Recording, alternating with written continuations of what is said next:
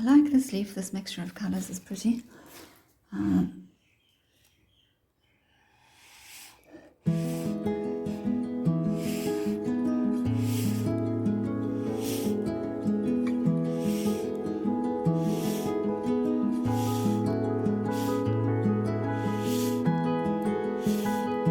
much movement.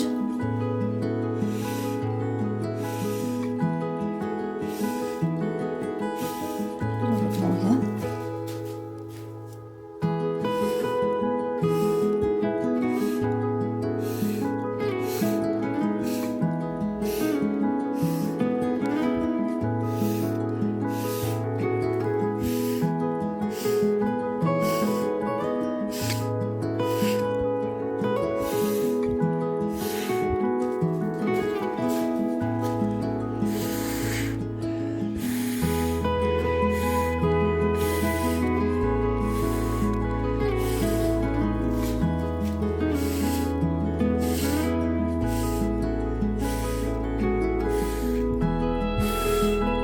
Half blown out, and that's where I'm going to leave it to develop and hope for the best. I decided this may be one of those paintings that needs to be spun out of it. So I don't have a proper spinner, I only have a cake spinner, and it's not very completely flat on top, so I put an unused canvas which is still sealed in its plastic covering over the spinner, and I've put my painting on that. Few spins now and see what happens. See if it moves at all. I mean, I'm not going to spin it vigorously because everything may go flying. But just to see if this paint will spread a little bit better. But I think the pearlescent may already be setting and almost dry. It's so thin. So I can't tell if it's moving. This one's not, maybe the others are.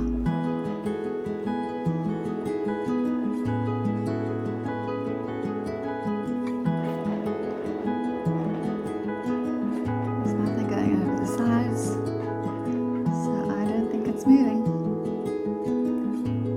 I'll keep on.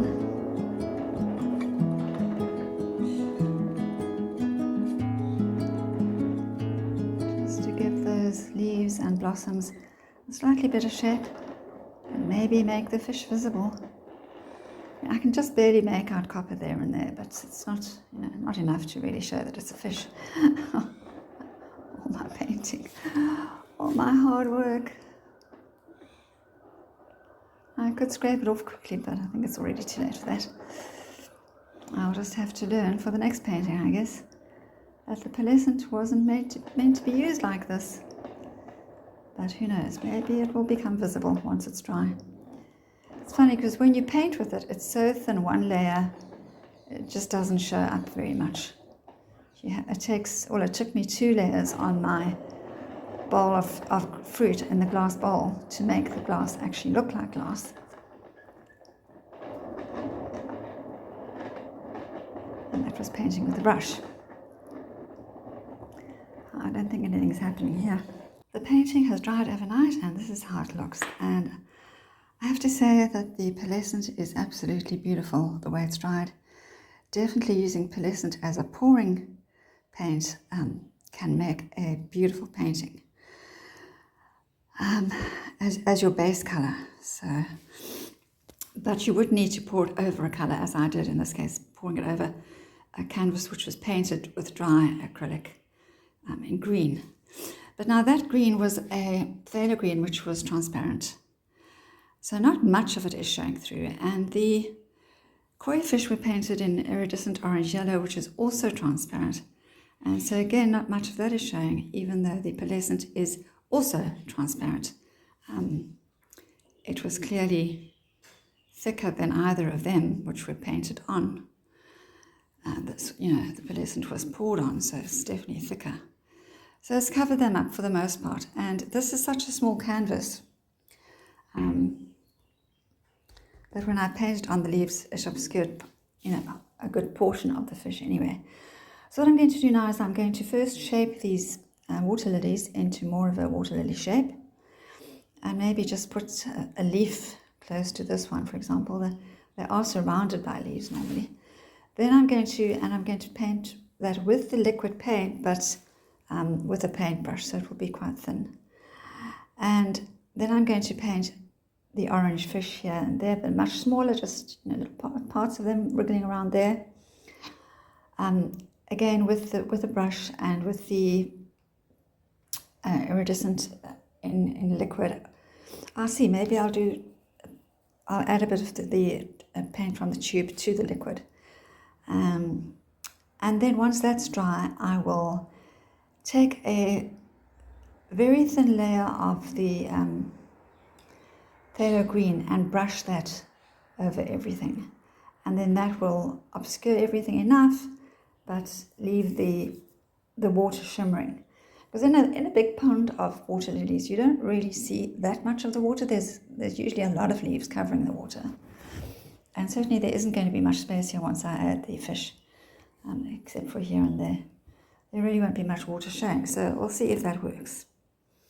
Now that I've lifted the painting up, you can see how the whole painting shimmers. And it's not just that it shimmers in the pearlescent white and allowing bits of the fish to show through there, but it also has just enhanced the other colours. It's enhanced the green, it's enhanced the pink. It's just made them so much prettier as a base colour. Quite different to when you pour out pearlescent with other colours, because now they are, enhanced from underneath, and the colours also mixed with the base as I blew them out. So you can see, like this, you can see through the green, you can see the pearlescent underneath.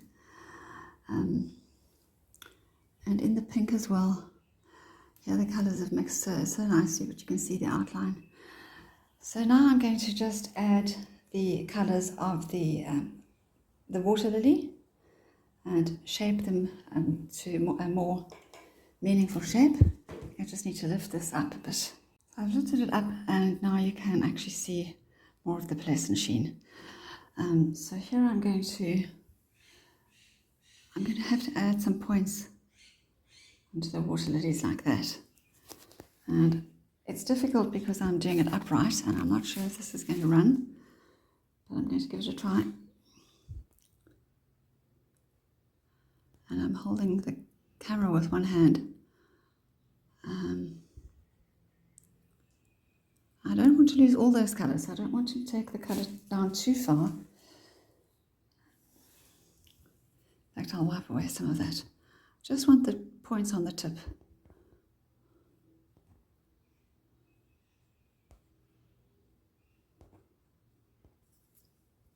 And those are the water lilies, and I haven't done them, 100% precisely, because I'm going to add the water around them, and then I'm going to add this little yellow in the centres, and I've made 2 next to each other there, 3 there. This one's a bit blurry, because I didn't really want to change those colours that were there.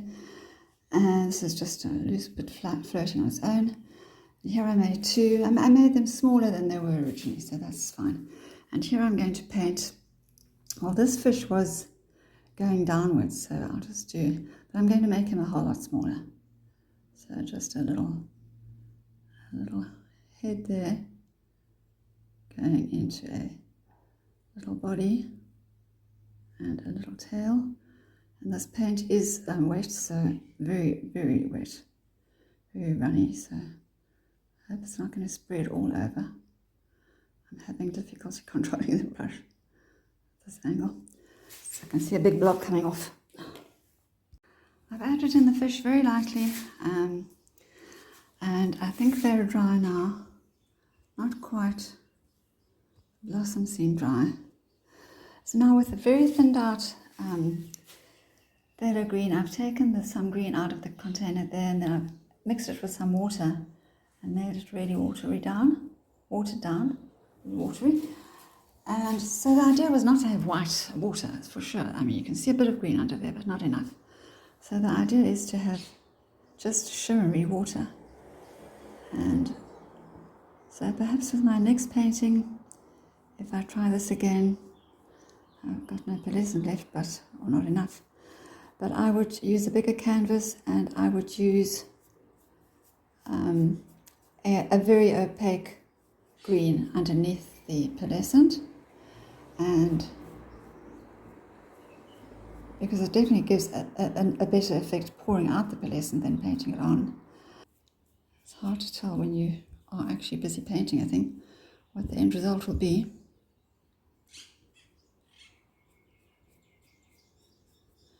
I'm probably using the wrong brush, but I don't want to use a bigger brush because then it will be difficult to go into the tight spaces. I've more or less covered the canvas, but now that I've lifted it up, I can see that it's not covered properly. And you do want to put a bit of the green over the fish so that they are under the water. And yeah, I thought about it, perhaps painting the canvas with green is not really the best, perhaps because you don't want the green to be confused with the green of the leaves. So I would perhaps, although there are green, there is greenery under the water, but I would do a mixture of burnt umber and green as the base cover next time. So a bit of brown under there, and then leave that to dry, then paint on the fish in a similar opaque colour, red or deep orange, not this, iridescent orange. And leave that to dry, and then pour on the pearlescent.